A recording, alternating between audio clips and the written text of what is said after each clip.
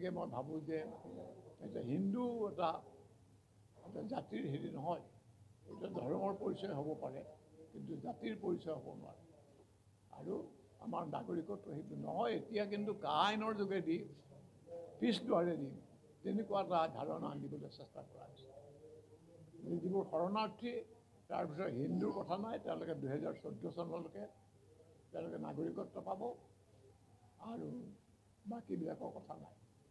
গতিকে এইটোৱে আমাৰ যিটো নাগৰিকত্বৰ ধাৰণা, বুনিয়াদী ধাৰণা, তাতে এটা আঘাত কৰে।